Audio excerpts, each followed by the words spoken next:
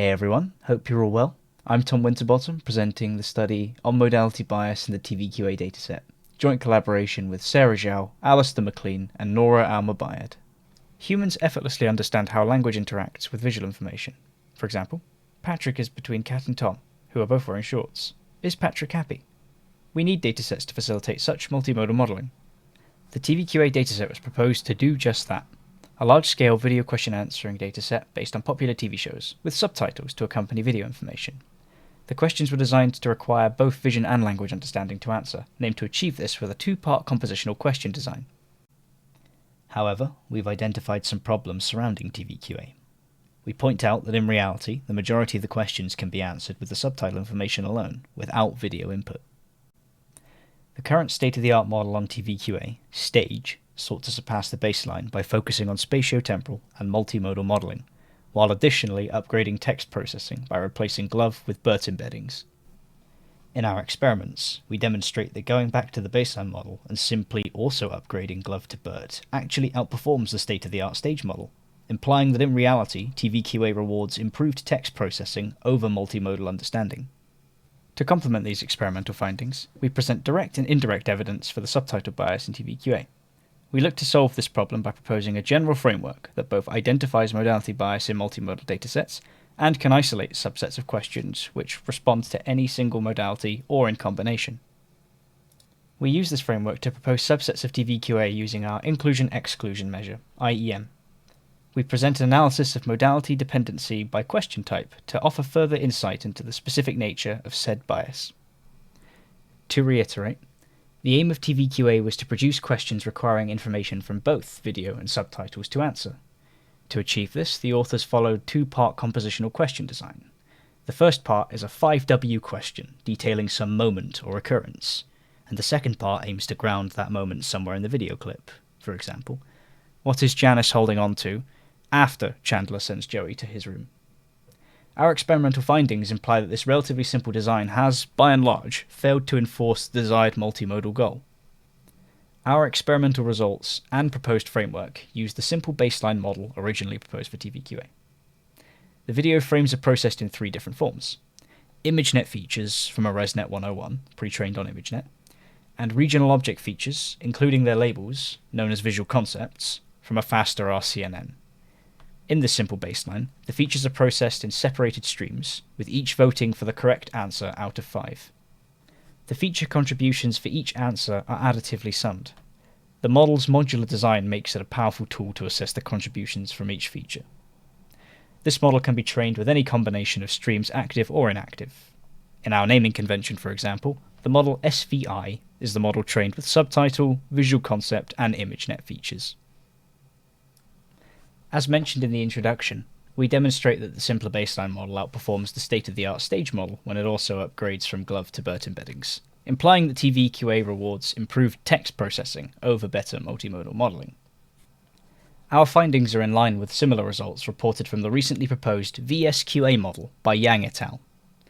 VSQA is structurally similar to the simple baseline, with separated, additively voting feature streams, and it too demonstrates improved performance over the more complex STAGE model when upgrading to BERT. We theorize that the contextual nature of the BERT embeddings makes them particularly good at processing the inherently sequential subtitles. Without subtitles, the three different video features all perform similarly, with their combination performing the best. Interestingly, non-subtitle models with visual concepts demonstrate a performance drop when upgrading to BERT embeddings. We theorize that the contextual nature of the BERT embeddings actually hinders the model when processing the inherently unordered visual concepts, which are merely object labels. To gauge where information is truly distributed, we compare the pre-softmax answer vote contributions of features between a model trained with only video information, on the left, and the model trained with video features and subtitles, on the right. We consider the answer contributions in the true and false positive cases, i.e., when a model answered the question correctly, the contributions of each feature to the correct answer are true positive contributions, and the surrounding incorrect answers are false positive contributions. We see that in both models, each type of video feature is, on average, voting with roughly equal significance.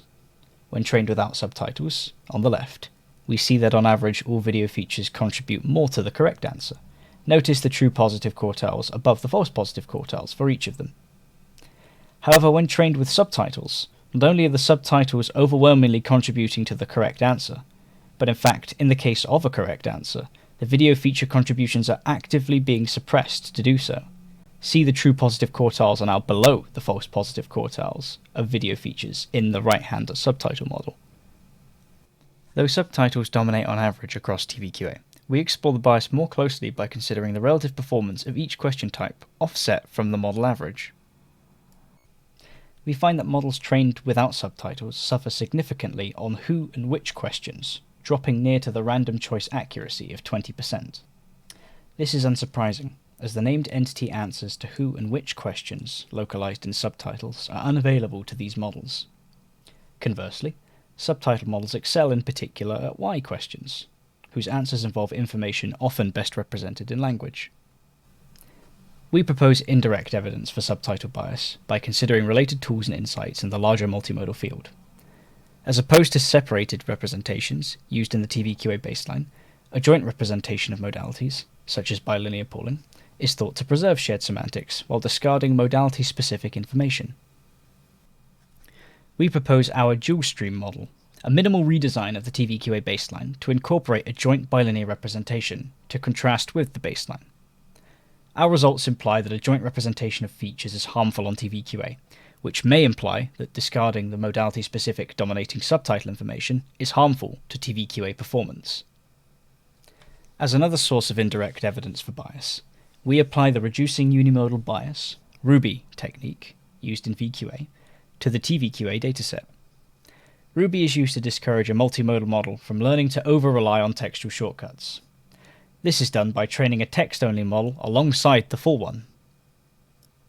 The text-only model learns the textual shortcuts and artificially adds its textually biased vote to the full models, thereby artificially increasing the loss suffered by the multimodal model on a question with potential textual shortcuts, causing it to learn more from these examples. RUBY improves performance on datasets that are designed to punish textual shortcuts, such as the VQA CP, changing priors, dataset, seen in the middle of the table. However, RUBY actually harms performances on datasets where text biases exist to be exploited, see VQA v2 at the bottom, because it artificially discourages them to not take textual shortcuts available to them. We extend RUBY to consider textual priors with subtitles alongside question-answer priors, and find RUBY does not improve performance on TVQA models, in fact causing a very slight decrease in accuracy. This implies that TVQA could heavily benefit by addressing the textual priors that exists within it. To propose subsets of TVQA that require specific modalities, or combinations of them, to answer, we propose the inclusion-exclusion measure, IEM, i.e., we consider the set of questions correctly answered by models in Group A that are also incorrectly answered by models in Group B. For example, the bottom arrow pointing to the row SVIR in Group A, and the four unimodal models SVI and R in Group B can be thought of as a combination-reliant subset of TVQA. These are the questions the model with all features could answer, but that none of the unimodal models could answer.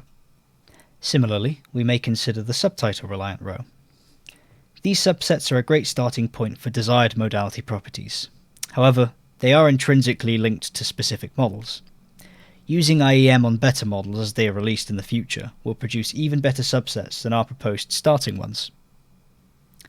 We similarly analysed the question type distribution of our proposed datasets. In line with our earlier findings, the subtitle-reliant dataset has a significantly larger representation of who and which questions. The video-reliant subset, in turn, demonstrates an increase in where questions.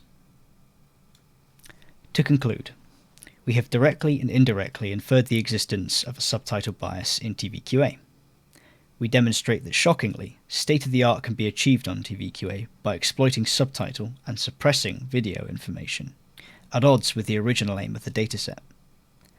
We emphasize that great care should be taken to consider modality bias when creating or using a multimodal dataset. We have presented our framework for isolating modality-reliant subsets of datasets that can be used on newly designed and already existing datasets alike, to better reflect the needs of a given modeling task.